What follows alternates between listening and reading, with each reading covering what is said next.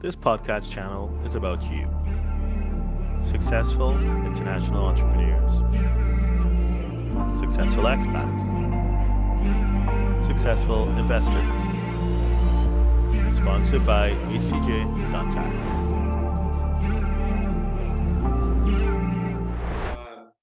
Well, hey, already we got the podcast going on. So I got to say, Derren, welcome to the show, man. Thank you. It's a pleasure to join you. You bet. So something you've seen then. I understand you're living in Singapore these days. Is that right? Yeah, I bet. Well, I guess many people who would be in your audience, I move around a bit. But I've been based in Singapore for, October will be 8 years. Oh, 8 years. Okay. Yep. Okay. So how many years would you say you've been like a digital nomad, so to speak? Well, I guess, digital nomad is a term that has a lot of connotations, which I guess we can get into later. But in terms of someone who is not tied to my desk, location independent, to be fair, it started before I moved to Singapore. I did a contract with a large technology company, which I won't mention the name, but the role was location independent because my team was split. I was managing people in both London and in Seattle, Bellevue specifically. So I was moving back and forth. And that was the first time I realized, you know what, it really didn't matter where I was. I could work from home. I could work from one location or the other. And that kind of opened my mind up to location independent. But when I moved to Singapore for the role that I do now, I think that's where it went to the next level. Where yes, huh? Okay. Gives you, that sense of freedom and flexibility, which I think many people do enjoy. Sure. And would you say that living in Singapore has some special benefits to it as opposed to living in Laos or Cambodia or something like that? Well, you know what? I think it really depends on, and maybe this is an opportunity to segue kind of back to the whole idea of location of digital nomad. I see in my mind, I have like these two categories or two boxes. There are those who do it because, and of course, there's crossover, right? So there are those who do it because, you know what, I enjoy the freedom, I enjoy the lifestyle, and, but I wouldn't mind a situation that's a bit more chilled. And then there are those who say, you know what, I do it, I enjoy the lifestyle, but I want to take whatever business I'm in, I want to take this to the next level. Right. So you can be location independent, but then you want to enjoy some of the networking effects of being, at least tapped into a certain ecosystem physically sometimes. And I work in financial services, and my clients tend to be more in the second category. They're successful, they're 6, 7, 8, or even 9 figures. And yeah, they enjoy being location independent. They do cross-border business, and Singapore is a more useful hub for tapping into what is an ecosystem. Sure. So yeah, it's a very diverse country from what I understand. It is. Yeah, it's yeah. Well, and while we're talking about being a digital nomad or expat and entrepreneur, I wanted to say in your book, you talked about 3 flags or 5 flags, or kind of that idea. So could you expand on that a little bit? What does that mean? 3 flags or 5 flags? Well, people are familiar with flag theory, right? I'm aware that, especially being in Singapore, I believe that there are actually companies incorporated in Singapore and Malaysia and elsewhere that use that term. But but my understanding is that it's not just the name of certain businesses, but it's a term used to describe an idea or concept devised by some guy, I think in the 1950s. And basically, some people talk about 3, 5, or even 7 or 8 flags, but I don't think it's meant to be dogmatic. But what it is about a principle, and the principle is diversify your lifestyle, which makes sense because finance 101 is you diversify your assets or your investments as well. Don't have all your eggs in one basket. So it kind of takes it to the next level with your entire lifestyle. And for some of my clients, it isn't just something cool that they saw on a book or website. It's a genuine concern to them because they may belong to certain religious/ethnic groups where historically they may have been persecuted. And even though Mm. they may be younger, some of them they have parents or grandparents that gave them stories of when you know politics turned against them. And Sure. yeah, so I don't want to get into that, but obviously that happens. And from then, within their family, they have a philosophy that they are never just in one jurisdiction. They never have all their wealth in one jurisdiction because as a Mhm. family, they remember what it was like to lose it all.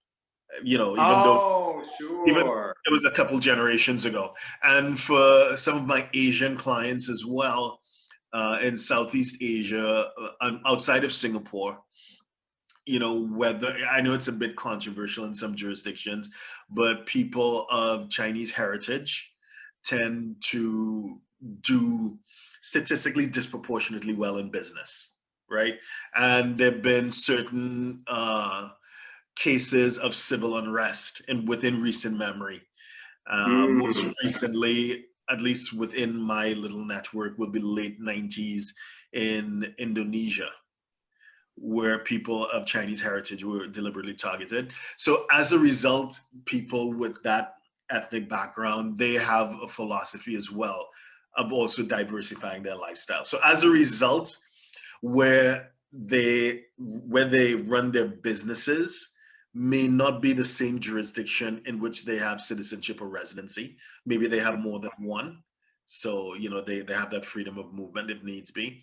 They may store their wealth in another jurisdiction as well.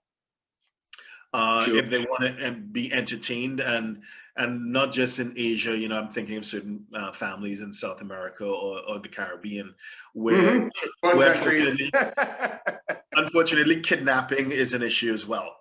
So if they want to hang out and if they want to relax, sometimes they can't do it where they run their businesses because conspicuous displays of wealth may create problems. So they have another jurisdiction where they go to hang out. So Got it. basically it's about diversifying your lifestyle, and that becomes 3, 5, or 7 or 8 flags depending on how you want to do it. Sure, sure. No, that explains it really well, actually. So I get a lot of folks that call me because I'm a very light consultant. In other words, Yeah. a broad consultant. And of course, the finance and citizenship side is only one piece of the puzzle. But nevertheless, I get a huge number of folks that give me a call and are really at the beginning stage, just starting to consider moving abroad or expanding or gaining residency in another country. Yeah. And they often, kind of the big question in the beginning is why bother? Because let's face it, moving to another country, it's got its own challenges. I mean, food and time zone and world, and let alone tax implications and running a business and international banking. We can all admit that it's a complicated thing, but why would you say, Derren, why is it a good idea for people to bother moving abroad in the first place? Yeah, so I preface everything I say by a little disclaimer. One size doesn't fit all. What's good for one person is not necessarily good for another. So everyone needs to figure out their own way. But having said that, I think it's become more topical recently, and I guess because of the nature of what I do, most of my network are U.S. exposed. In the United States. So given whatever's been happening in the past few years, there's people are comfortable talking about Cal exit, leaving California and going down to Texas, or leaving New York and going to Miami, right, or South Florida.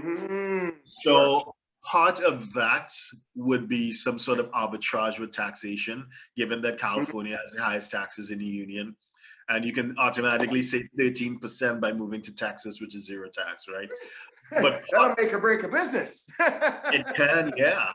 but part of it may also be lifestyle. So some people were, they felt uncomfortable, families, kids, whatever, with some of the protests that have been going on, or, some of the other social issues.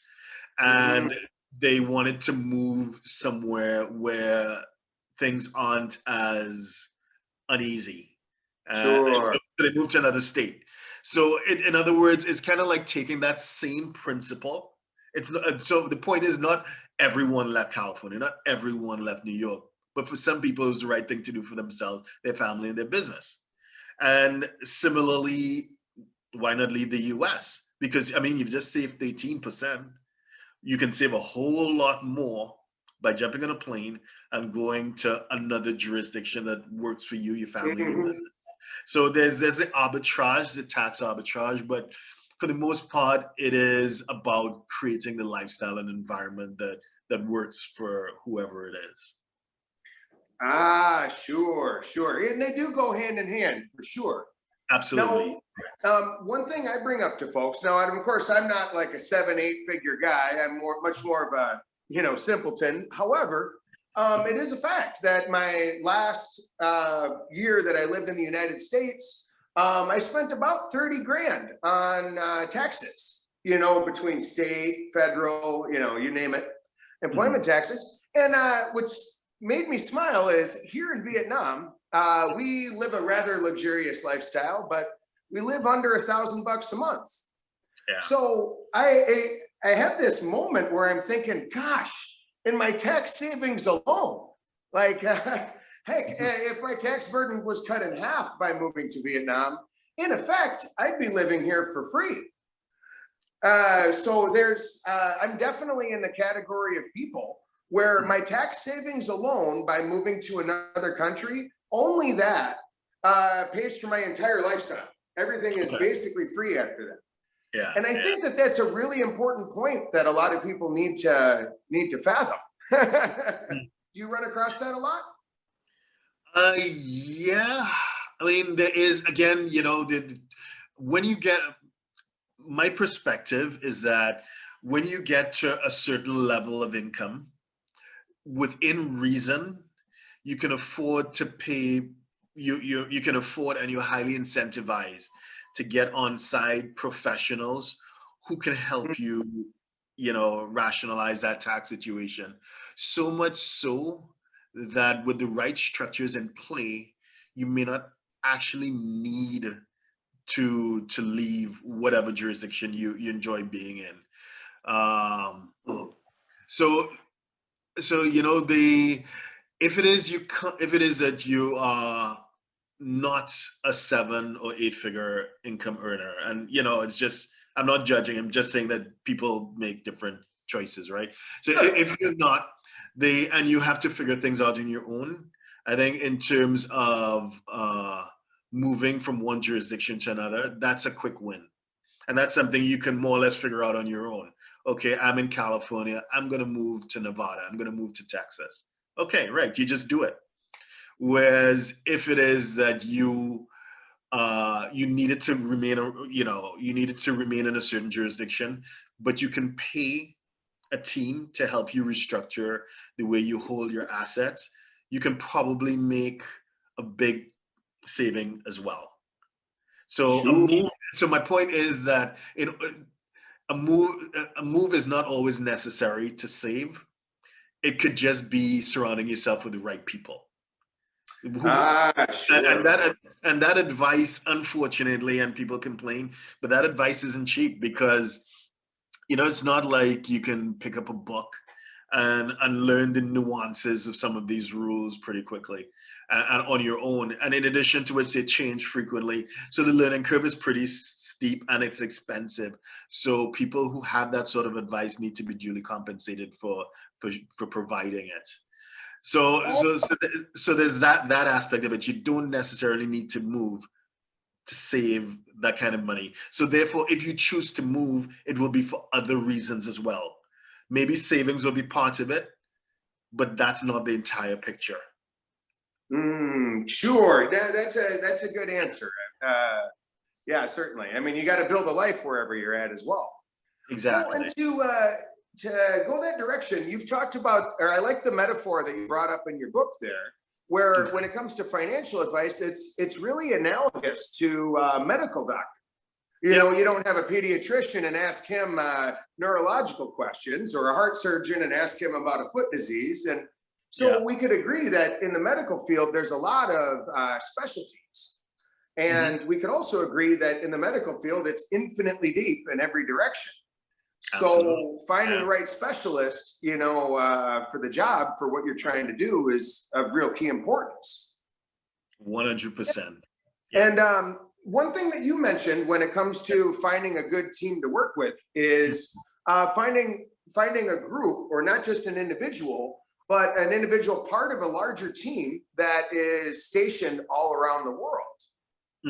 And that's the case with you and the companies you work with. Is that right? Yeah, so I run a semi-autonomous team within a larger practice called Moores Rowland.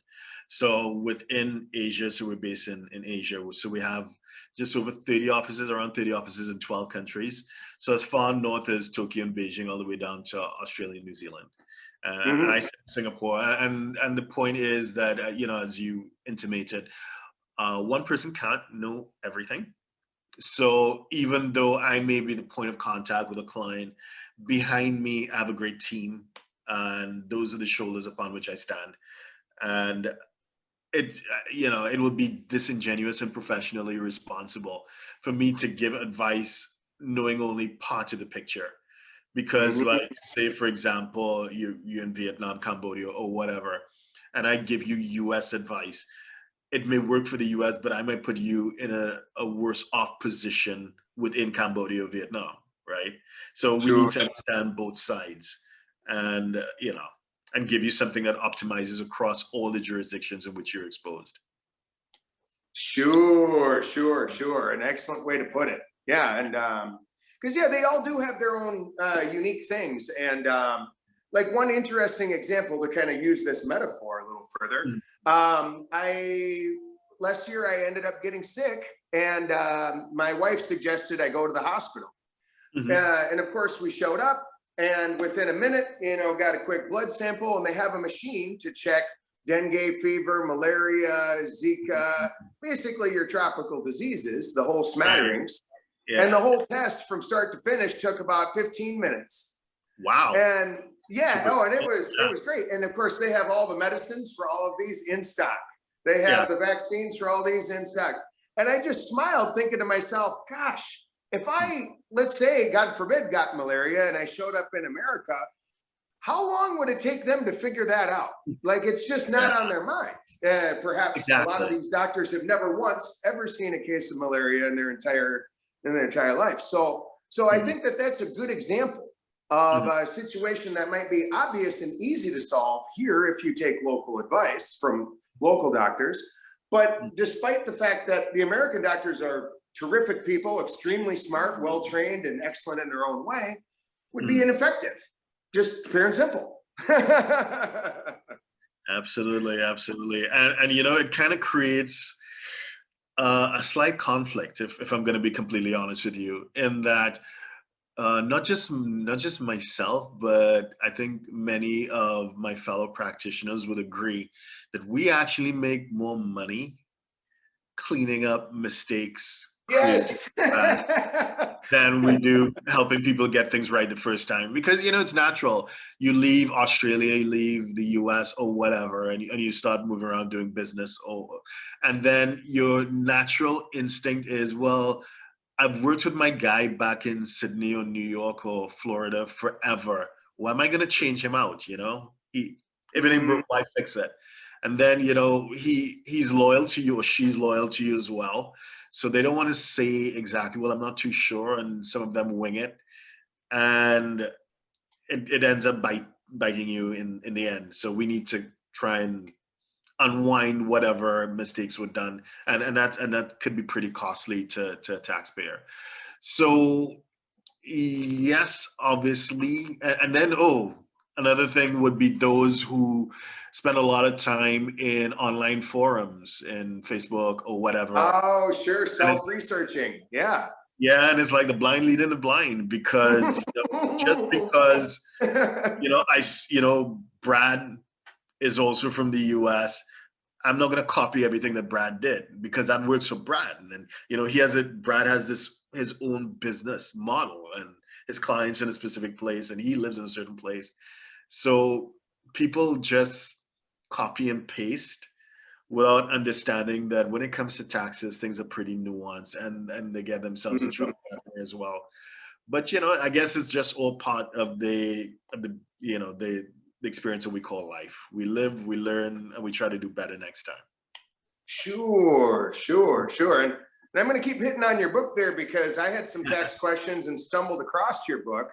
Sure. And I was like, man, that is the most specific title I've ever seen. And but either way, in a lot of chapters, you'll start it off with the general advice and talk for about a minute, like, here's the general big picture, followed by 30, 40 minutes of nuance, in this constantly changing environment. Yeah. And a good example, and I think a strong takeaway for a lot of people is especially for Americans, the foreign earned income exclusion. Yeah, that one's a big one, and it's something that I personally am able to rely on quite a bit. In other words, real quick, it's I think it's $106,000, $107,000 for single filers. Is basically, I explain it as it's a write-off. Yeah, it doesn't mean it's tax-free. It's basically a write-off of your state and federal income. You still have employment taxes, but that takes a huge chunk out of it. And that's a huge reason for a lot of people to consider moving out here. If, broadly speaking, your first 100 grand is tax free. I mean, it's an oversimplification, but sort of true. No, and that's a big draw for a lot of people. To be sure, that's full of a ton of nuance, as well, and a ton of details. And you cover those really well in your book, but with that said, is there some general things you could say about that exclusion, and how does it apply to people? I guess some general advice.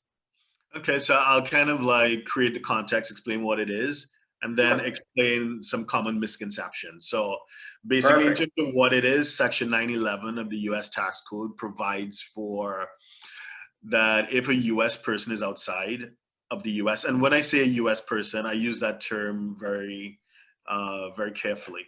So a U.S. person would be someone who's either a U.S. citizen, have a passport, a green card, or someone who triggers substantial presence. So that is something we deal with all the time. It's something we deal with, but right now with COVID-19, it's a bigger issue where people unintentionally, through no fault of their own, there've been so many travel disruptions. I have a client this morning who European based in Singapore. He was doing a job in a certain state in the US, and COVID hit. He could not leave. There were no flights. So what is he going to do? And then when flights came back, it was hard to get into Singapore, blah, blah, blah. So unintentionally, he spent a long time in the US. He's now a US taxpayer, right? So, so those are the three categories: citizen, permanent resident, AKA green card, or substantial presence. Sure. There's another one, but we leave that for now. So if you are a US person, and this is as I've defined it, and that comes from Section 7701 in the tax code. And I think it's important that, you trust but verify. So whoever is speaking to, me, whoever it is, just double check that the person is, knows what they're talking about. So anyway, so you spend a certain number of days or time outside of the US and you qualify for something called a foreign earned income exclusion, which excludes the first 100K plus of your income from US taxes. So you still report it, but it's excluded from the tax calculation under that Section 911. So you can benefit in one of two ways. There is the one that everyone understands. So because it's quantitative and objective. The other one is qualitative and subjective, which is harder to understand. So the easy one is the physical presence test. So basically, you don't spend more than 30 days in the US. then you would qualify. You wherever it is in your world, you qualify under the physical presence, right? Easy. You just count your days. Easy. The other one is more. It's subjective.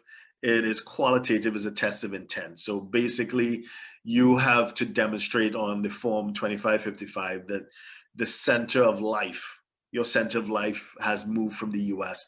to whatever jurisdiction you claim to be a bona fide resident of. Sure. So how do you demonstrate that? Residence, job, companies, Exactly. contracts. Do you pay taxes? Yeah. Do you pay taxes in that jurisdiction as well? They ask. So basically, they're trying to ascertain whether you are a bona fide resident of, or you're just passing through. Now, the common misconceptions in that. So I had a client this morning based in the Middle East, and I've connected with them on LinkedIn. They're doing very well. But the point is that they didn't pass that threshold for the foreign income exclusion. The person made less. It moves with inflation, but for 2020 is 107,600. So they did not pass that threshold for the past few years. So they incorrectly assumed, because again, that's some of the misinformation, some of the fake news being peddled in some groups, that if you don't pass the threshold, you don't need to file. And now she's having an aha moment. She's been misinformed, so she needs to play catch up. So that's one of the misconceptions, believing that you don't need to file. In fact, the threshold, depending on your filing status, could be as low as $5. So in other words, if you made, especially if you're married, yeah, exactly, married, filing, single. So you made more than $5, you need to file a return. So that's the first misconception. And then the second thing is, of course, we spoke about the arbitrage. You know, you save 13%. In theory, but moving from California, let's say, to Nevada or Texas. And you can, assuming you make, like $100,000 or whatever, maybe you can save everything by moving outside of the US. That's a second misconception. Not exactly, because you need to move to somewhere. And unless you're going to move to Dubai or certain Caribbean islands, wherever you're going to move to, they have tax rules as well.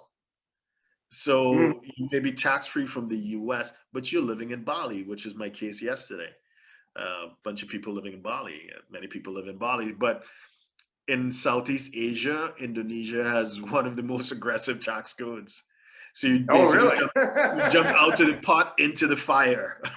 Welcome. Sure. Yeah. So, Good so yes, you've saved $107,600, at least excluded that from your tax calculation to the US. But Indonesia also taxes you on your worldwide income. Indonesia also wants to see a list of your assets. They want to know about your bank accounts in the US, what LLCs you have. They want to know about everything as well. So the point is, yes, it's important to understand where you're coming from, but also be conscious of where you're going to. Of course. Yeah, definitely. And this is a big deal. And we keep talking about this exclusion because, as an example, it's reasonable that a person could be paying, let's just say, $30,000 in taxes, federal and state, without the exclusion, so that would normally they'd be paying that 30 grand. But with the exclusion, maybe they'd pay close to zero. So it is possible that it's a $30,000 difference, whether you qualify for this income exclusion or not. So that's a huge one. And I bring this up to American folks all the time. If you're right in that neighborhood of earning about 100 grand, 80 grand a year, man, considering moving overseas and qualifying for that, shoot, you're doing great. Absolutely. Yeah. Now, you brought up an interesting nuance in your book that I thought was really worth focusing on. And that's that this is actually earned income. That means if I have a job and I'm working online, for example, or I'm a consultant or something, and I'm actually earning money, great, then it would qualify for this income exclusion. Now, in contrast, if I'm receiving Social Security benefits or like residual income, well, or I'm receiving like a pension from the mail or the military or something, well, that wouldn't really qualify. That's not considered earned. Is that right? Did I understand that nuance correctly? Yeah, absolutely. So we need to differentiate between earned and unearned, otherwise known as like passive income or investment income. So the foreign earned income exclusion section 911 applies to earned income. So you performed a service or provided a good, and you know, whatever it is, you actively engage in a trade or business, you performing something and you're being compensated for it. So that Sure. will qualify. Where's your investment income? Not necessarily. And it works both ways as well. So some people may move to a jurisdiction. So I spend time in Portugal. So Portugal is quite popular for location independent people. Is probably number one on a lot of people's list. And again, Ooh. the fake news and some of the misunderstandings in some of the groups on Facebook or whatever would be you move to Portugal and you live tax free under the NHR program, non-habitual resident. Mm-hmm. Well, yeah, but it's tax free for certain types of income. Mm, So, for right. example, investment income like interest, dividends, or whatever, maybe yes. But if you are working, no, you're gonna be paying taxes. So again, it is a distinction that it's really worth taking time to understand between the Mm-hmm. investment income and the earned income, not just from a US perspective, but as I always say, if you leave the US, where are you gonna go? So you need to pay attention to the rules there as well, because they have rules. And as we see, well, given the health situation that the entire world is facing, I don't think there's a government in the world right now that isn't counting their pennies. And That's a good way to say it. Right. right, yeah, and they're gonna look at tax revenue as a way to plug the holes that they have in their balance sheets. And if it is, so once upon a time, they would turn a blind eye to people, just kind of like popping in and out or whatever, doing stuff online. Not Mm, anymore. Not anymore. mm. Yeah, Sure. So they're getting a lot stricter, is what you're saying. Okay, sure. absolutely. Absolutely. And one angle too that I think is important is you've talked about areas or no certain countries and the penalties for not reporting certain things. For example, if a person from America living in Singapore happens to have a Swiss bank account, for Mm, example, and doesn't report it and doesn't say anything about it, mm. well, that could be like they would get penalized in some cases. I think you talked about 150% penalty or more. Yeah, In other words, if absolutely. you got a 10 grand in there, well, it's a $15,000 penalty for Mhm. not reporting it. Is that about right? That there are a lot of penalties in the world for people not following the rules? Yeah, I think, without, just dipping our toes in a bit of geopolitics, I think for a while Ah, now, sure. we have, at least anyone who's been paying attention appreciates that the new oil or the new gold is data. And Mm-hmm. so to Western countries in particular, what matters more than collecting revenue is collecting data. And for the US, I think the inflection point was 9/11. So post Mm-hmm. 9/11, we had the Patriot Act and certain other regs that kicked in that basically meant that the government, the IRS, the various government agencies, they are very, very sensitive to data, i.e., what are U.S. persons, as defined previously, doing abroad. So if it Sure. is you didn't file a tax return, okay, all right, well, it's penalties, interest if you didn't pay the taxes, and we're in a zero interest rate environment, so depending on how much it is, it may not be much. But if it is you did not report investments or holdings outside of the US, there may be, or there appears to be an implicit assumption that you're up to some sort of nefarious, you know, yeah, Sure. you're scheming, you're doing something that's, that, Right. that's, that is counter to the interests of the United States. So as a result, the penalties are pretty draconian. So in the US, my home state is Florida. So a few years ago, there was a case that was, we get all these legal emails, and there was a case where there was a professional living in South Florida. I think he was a dentist, and Mm, he had $1 million in a Swiss bank account, which he did not report to the IRS. Now, the oof. IRS held that he didn't report that balance for 3 years. However, they made that assumption. Now, the maximum penalty that they can levy on an unreported bank balance is 50%. So 50% of 1 million is half a million, over 3 years is 1.5 million, which is the case Whew. that you just mentioned. So he was, you know, that was the penalty that he was asked to pay. It was settled out of court, so we don't know how much, but that's what they can, and that's what they take it very, very seriously. If you do Mhm. not report, and it's not just the civil penalties, but they can also be criminal charges as well. As we saw with certain people connected to the former U.S. administration, regardless of whatever hacking or whatever. The point was that this particular person, whose name I won't mention because there's enough in the media, that they had bank accounts outside of the US and they did not report it. Sure, So sure. they use that as an opportunity to get at the person. So the point is, you know what? All they want is information, and it's not necessarily taxable. All they want to know is what you're doing. Have you invested in a company outside of the US? Just tell them what it is. Do you have a Sure. bank account in Vietnam or Philippines? Just tell them what it is. Because if they find out on their own, it's going to be a whole different game. Sure. Yeah, certainly. And well, I bring up to a lot of my friends and colleagues and clients that, hey, I bring up to them, how long have you been sitting around thinking about your travels and taxes? They're like, oh, I don't know, a few weeks, a few hours here and there. I'm like, right. These boys have been thinking about it for 200 years. So they know way more about it than you. So don't try to cheat the system. Instead, you're better off learning how the system works. Of course, finding professional help and going from there. And I did want to touch on, you talked about like fees, and sure, there's a certain cost with, getting help. Like even calling me, there's a certain fee, and pretty low, but there's still a fee. But my goal, and what I always tell folks, is that I'm here to save you money. In other words, if you pay me $100, but I can save you $2,000, well, how much did it cost to talk to me? Well, in effect, you came out $1,800 ahead.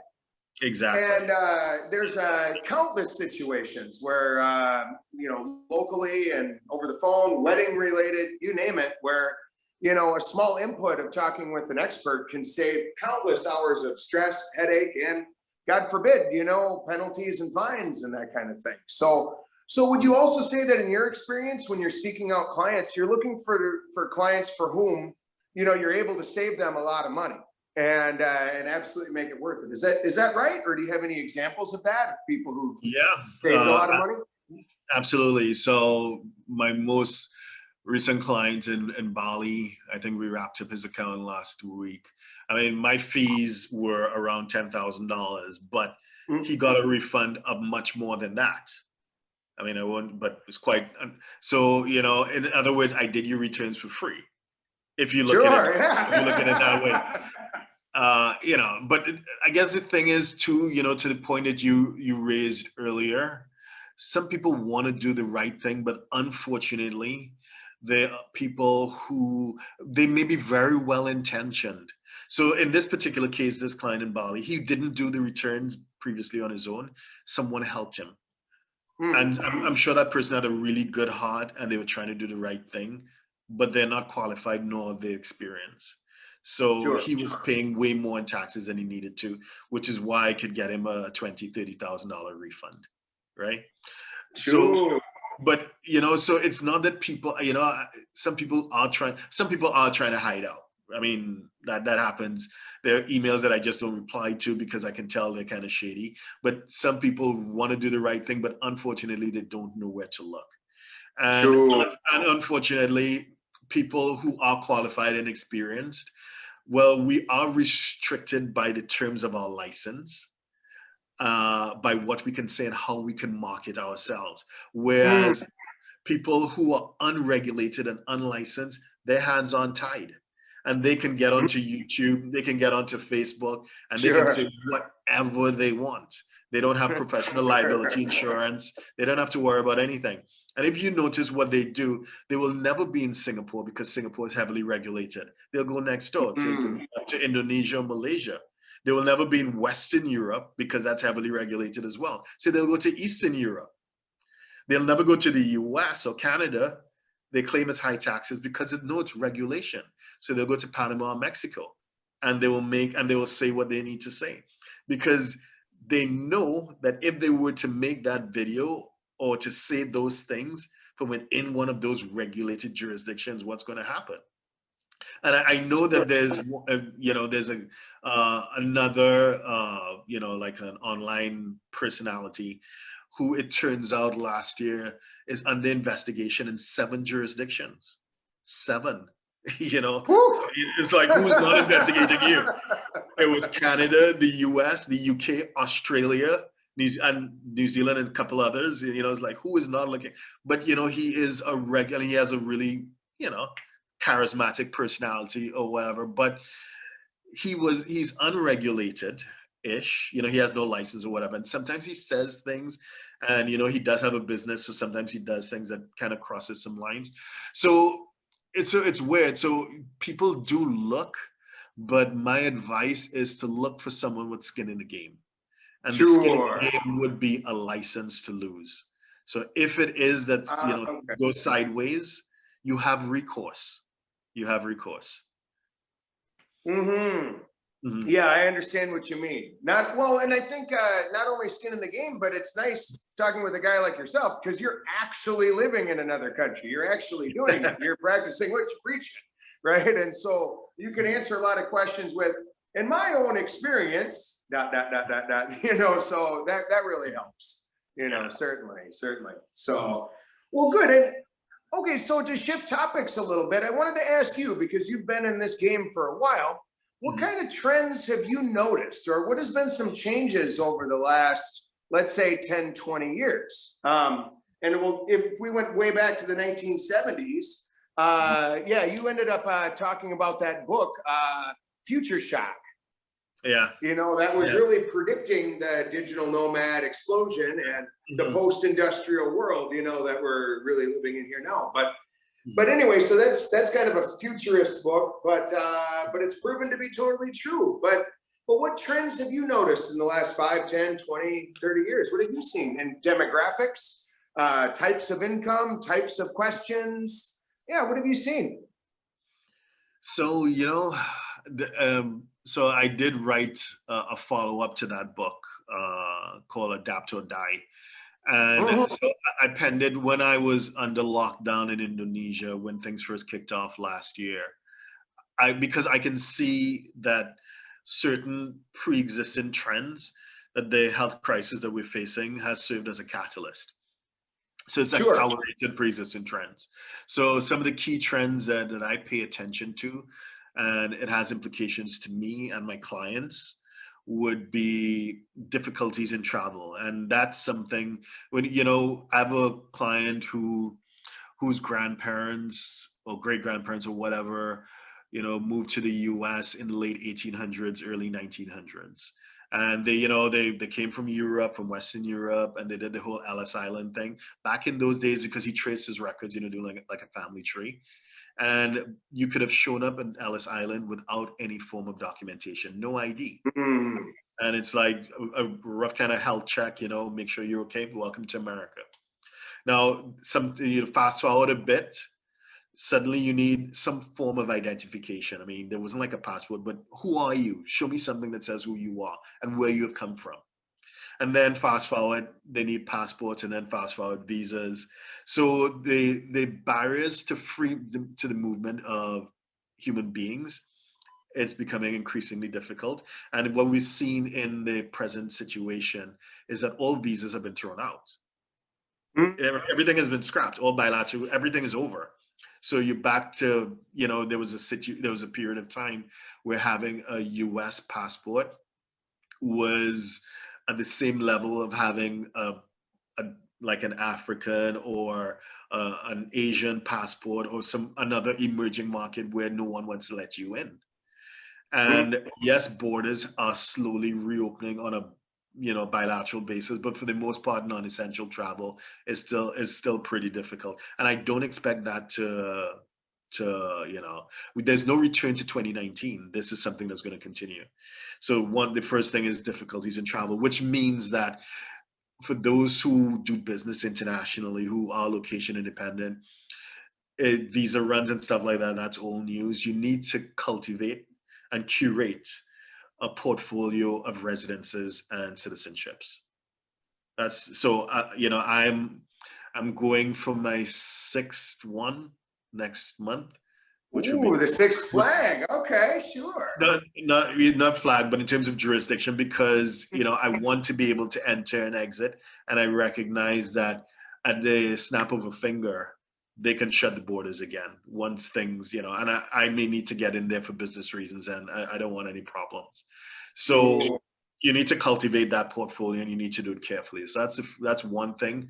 Another thing is to, in terms of taxes, as we mentioned and we hinted earlier, every government in the world is hurting right now, no matter how rich you are. And you know, Singapore is a pretty rich country, and they're feeling the pain as well. So expect that taxes are going to go up. You know, whichever jurisdiction you're exposed to, expect taxes to go up. That's you know, that's a given. And in some cases, expect, so you know, in the U.S. and I think New Zealand, some of the jurisdictions, there've been conversations in the UK as well about wealth taxes. Similar, Okay. That's a broad category, but go ahead. yeah. So you know, it's a conversation that's been happening where you know you're not being taxed on income, but just by the, you know, having assets beyond a certain threshold, whatever that may be, they may want to tax you. And what we've seen after the Tax Cut and Jobs Act 2017 and the previous administration, President Trump, those taxes can be retroactive. So it's not Ooh. like they warn you that it's coming up, so you have time to plan and get your affairs in order. They can say, "Surprise, here it is," and you know, we kind of gonna backdate it in terms of the but, so Yikes. so again, you know, but you know, I think tax professionals, especially those that are qualified in a jurisdiction, they have their ear to the ground, and sometimes they know where it's coming, when or what the legislatures are thinking of. So again, as a business owner, and I guess many of the people that we deal with are business owners, they, you know, it's worth keeping the lines of communication open with your tax professional. I say your structure, your corporate structure, your business structure, it's kind of like your car. You know, you need to have it serviced every once in a while, make sure it runs properly. You don't want it breaking down the moment that you need it most. Right. Same with your Yeah, corporate that's a structure. really good metaphor, I think. Yeah. You think So nothing of spending a few $100s repairing a car. Well, yeah, you know, spend a little money looking at your financial structure. Arguably, exactly. that matters more. Yep, yep. Yeah, so those are two trends that I think is important that, you know, people who do cross-border work need to be aware of. Okay, sure, sure. And in my own experience, what I can say, and my experience is rather narrow, but in America, when I was growing up, I never once met anybody or heard of anybody that left America to go and live and retire in another country. I Yeah, think the first guy I met, maybe I was about 25 years old in Mexico. And I'm like, you can do that? Wow. And like, it didn't occur to me.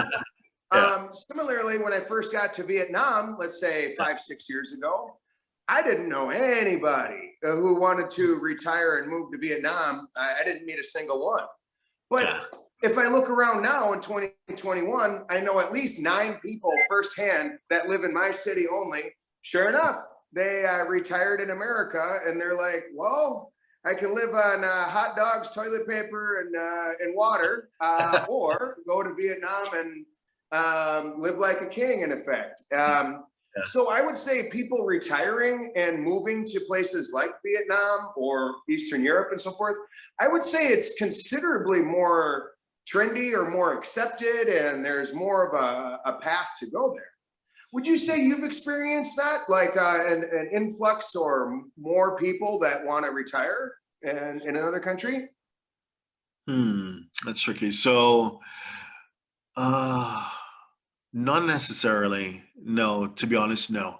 Most of Okay. our clients are still in the working space, and I think our fees aren't the cheapest, just being completely transparent, completely honest.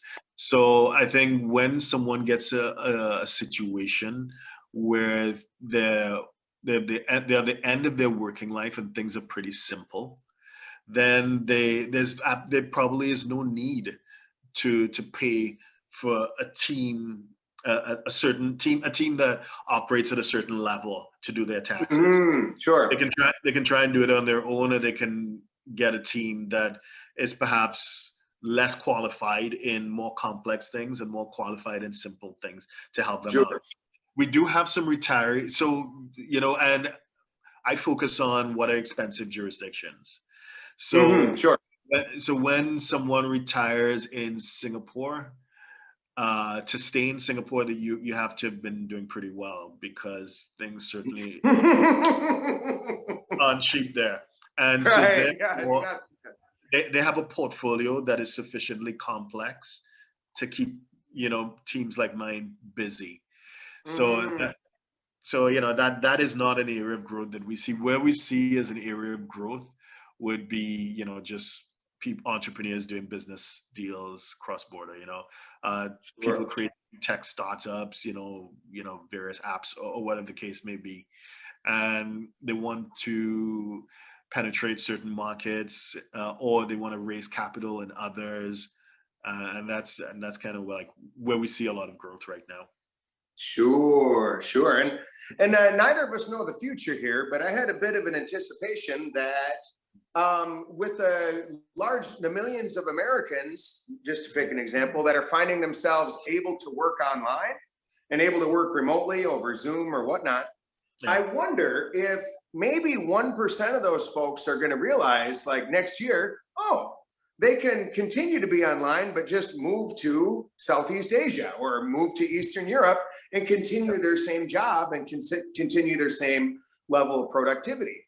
I would really anticipate that in this next year, the whole world is going to see a lot more digital nomads, full working employees working at a company, IBM, Microsoft, you name it, working at their companies, but just happen to be stationing, overseas.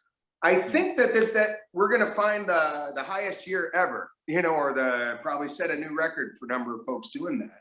Would you expect that to be the case yourself, Derren? Absolutely. So again, pre-health crisis, it was a thing. The number of remote workers was on the increase, and certain commercial districts were feeling downward pressure already. Now we have a health crisis, and that trend has been accelerated. And well, we don't need to talk about WeWork and other co-working spaces, and those who deal in the office space game feeling the heat as people work remotely indefinitely. And the industry leaders have, they have set the example. The Googles, the Microsofts, or whatever, the Facebooks have said, indefinitely, go. Just as long as you get stuff done, just go wherever you want to go. So I see it increasing now. As to where people go, that may change. So pre-health crisis, you have popular places like Thailand or Indonesia, or where else? Yeah, I think those are some really big ones in Asia. Now, the way Asia's handled this situation is different from the rest of the world, in that everyone uses terms like lockdown, but when Asia locked down, they really locked down. We've had examples like in KL and Malaysia, where security guards will not let you out of your condo. Sure. They will not let you leave, right? Now, in the West, when we say lockdown, sometimes it's not that strict. So, so some people have felt that, and they say, oops, I've lost your camera. Are you still on? I'll get it fixed. Okay, gotcha. Okay, we're back. Right. So they've said, you know what? I've seen people say, I want to remain location independent, but maybe Asia is not for me, given the lockdowns and the lack of freedom of movement, and the way I was unable to leave and come. Even though I had like a residence permit, I was not allowed to return to Singapore, to Malaysia, to Indonesia, to the Philippines. They did not let you back in. And your life is there, your home is there, your friends, your family, whatever. So that was pretty off-putting. So I see that having long-term implications. In addition to which, I don't think Asia has figured out how to reopen in a way that that is comfortable for people. So as a result, I've seen people who do have that freedom of movement choosing other jurisdictions. You're choosing your Portugals, your Spains, your Netherlands, Middle East, Dubai. Mexico has been a huge winner. I think Sure. Mexico, Portugal, to a less extent, Colombia, Barbados, Bermuda, because Barbados came with a welcome visa, Bermuda. So there are like 16 jurisdictions that we've tracked predominantly in the West that have reopened, and they're welcoming because they've pivoted. They've realized that, hey, short stay tourism is over for the foreseeable future. We need to build our industry based on long stay tourism. So they've repurposed their hotels or whatever, created visa and tax systems that attract these location independent people and let them in. So my point is, you're right, that trend will continue. It has taken a massive leap forward as a result of the situation we're in now. But the jurisdictions that you would have anticipated would be a clear winner may not be. And some dark forces coming out of the background that people didn't really think of. Like, who would have thought of Barbados? Barbados is huge. So meaning hugely popular. Hugely popular, yeah. Yeah, there we go. Sure. Great example right there. And you know, interestingly enough, I see, like in the case of Vietnam here, when they have folks that expats that want to move here, and we'll just talk from the country's perspective, they're like, gosh, almost 0% of them are drug dealing criminals. So nice, they don't cause any troubles. And if anything, they earn money from outside, you know, online, and then spend it all right here. Yep. Shoot, it's kind of hard to beat. In fact, if the number of expats living in Vietnam doubled, they'd be laughing. And they wouldn't mind it a bit. So I definitely noticed that, not just here, but in a lot of other countries where they, on the ground level and on a macro level, they really do welcome long-term, you know, expats. And like you said, I would expect that to go up, the focus on long-term. So yeah, we'll see how the visas work out and all that, right? Yeah. So, okay, well, great. Well, I did want to ask you what, in your case, living in Indonesia, and would you consider yourself multilingual? You know, or just workable in various languages? Well, before I moved to Asia, I did French, Spanish, and basic German. And I thought, you know, I'm moving to Asia, those languages would be useless.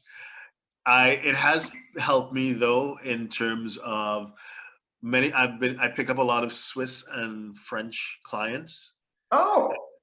And then, you know, many Asian as well as American clients. Once, you know, you're doing pretty well, you want to invest, or you want to have your wealth, you know, flag theory, in Switzerland, in Luxembourg, Liechtenstein, basically jurisdictions where your documentation comes to you, statements are in French or German. So that has helped. In terms of day-to-day life, my highest net worth clients aren't in Singapore, they're actually in Indonesia. Okay. So it does help to, I just know survival bahasa, you know, to deal with taxi drivers, because obviously my clients are multilingual, they speak English. But, you know, just dealing with like restaurants, or maybe some guys in the hotel, or Uber drivers, or Grab drivers, sorry, no Uber. So I think language does help to not just ingratiate someone into local society, but it helps someone develop a certain amount of respect. You know, you're there, you know, you're doing business, you know, just, you know, it takes time. Just, it shows that you show, you know, you've invested Sure. in not just the language, but the customs, because we all know, those who've lived in different countries, there are different ways of doing things, and you want to be respectful. So, and the respect comes not just from the language, but understanding how things are done. Sure. And then, and on a more professional level, you've talked about the importance of finding a team, a professional team that is multilingual. In other words, if you plan on moving to Portugal, you better be darn sure that they got an office in Portugal, and they speak Portuguese. So in that sense, I'm sure there's a lot of cases where you rely on a broader team like that. And perhaps if somebody did call, let's say they were Portuguese speakers and they did somehow call you directly, you'd be able to forward them over to a person, you know, who's a native Portuguese speaker. Is that right? Yeah, absolutely. So in Portugal, our firm is also a member of a network called Fusion, which is more or less centered in Europe. So so that gives us access to that talent pool. And as I don't know if you're aware, but I do quite a few webinars. So I have over the next couple of months, I'm doing 13 webinars. And Portugal is, Portugal US tax is something we do not monthly, but probably every other month. So I do it with Augusto. Well, he's a Portugal tax attorney. And he is part of a practice that's about 200 people strong. So these aren't like some guy sitting in a corner trying to figure everything out on their own. They are fully qualified and they have a strong team behind them as well. And together we handle queries and we deal with client concerns. And similarly in Spain, Ricky, his law firm, even Israel, we do Israeli taxes as well. So yeah. Dude. Well, good. Now, are your webinars normally open to the public or invite only? We prefer RSVPs. So, and we encourage people to submit questions in advance, and we do it on a first come, first serve. Because normally, who did we have last week? I think we did Spain last week. And yeah, we had dozens and dozens of questions. So it's good that we get them in advance, and we can look for the people, many people ask the same thing in different ways. So we can respond in a way that covers a large number of people. So yeah, that one, I think we probably just had just a little bit over 200 people for that one. So yeah, we have webinars regularly. They're all on our website, htj.tax. And you can feel free to RSVP, and we give out this Zoom link like 12 hours in advance. But I've also started live streaming it on Facebook, on LinkedIn, and YouTube. Oh, okay, sure. So it's not less interactive. People can't. Yeah. But the thing is that if it's live stream, I don't necessarily see your questions. But if if you RSVP'd in advance and you email me, then we have your questions, right? Sure. And on the guys that are on Zoom, that's the chat box that I see, but I can't see the chats on Facebook or LinkedIn or whatever. So, yeah. Okay, great. So for a lot of my listeners, they can find out more about you and see some of these webinars by going to your website, which I'll link, of course. Sure. And along the way, I would recommend to a lot of people or to everybody, read your book, man. It's great. It's pretty short. Like the audiobook version is only, I think, 3.5 hours or something like that, 4 hours. And it does a real good job of giving an overview. It really does. And I really believe, like, I can point to 3 people that just in this last year, if they would have read your book, it would have saved at least $1,000. I can think of 3 exact people, and I'm one of them. Yeah. So I definitely, in the long run, will encourage folks to consider getting that book. And I mean, in my opinion, for $10, oh my God, that's nothing. That's a sandwich and a pop and a soda, right? Exactly. So yeah, that would be another good thing. And otherwise, do you keep up on Twitter, or are there other places to kind of keep in touch with you, or mostly would you say Facebook and website? So we have a social media team, and every day. Yeah, I think it's every day now. We have a video, like a 1 minute. Your YouTube channel. Absolutely, yes. Yeah, so I mean, but it's on YouTube, it's on TikTok, it's on Instagram, it's on everywhere. Well, most places, including whatever. So just basically, it's one question, one answer, typically. Yeah, basically, yeah. I think on stimulus payments, are your stimulus payments taxable? Yeah. Let's just say. important questions. Actually, I think I might have saw that one, and you, I think, indicated that instead of receiving the payment, you could actually get it reduced off of your tax bill after you file. That was an aha that I heard from one of your videos. I'm like, oh, well, that's nice, because I'd hate to pay taxes and then receive the payment. It's difficult for me to receive a check and then pay taxes. I would rather it just be deducted on the front, on the back end. So that was an example, quick question and quick answer that had a huge impact on my own exposure. So yeah.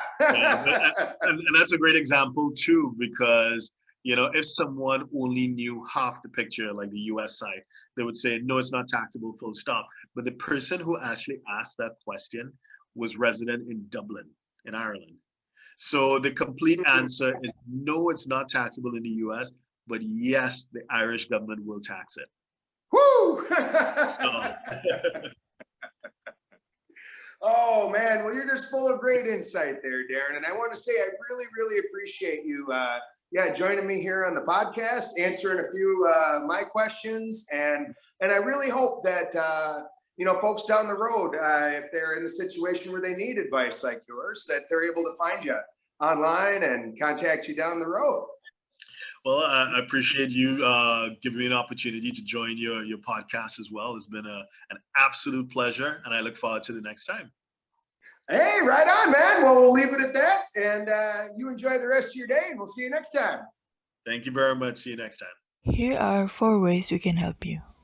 Number 1. Sign up for free webinars on US expat taxes and international entrepreneur taxes at www.htj.tax. Number 2. Stream premium educational videos at www.htj.tax. Number 3. Contact us for tax optimization consult over Zoom. Number 4. High net worth. We can quote for doing your US international taxes returns. Our books and upcoming event are available at htj.tax. Please subscribe, like, share, and comment below. Email us at help@htj.tax to engage us, to advise on international tax or business matters.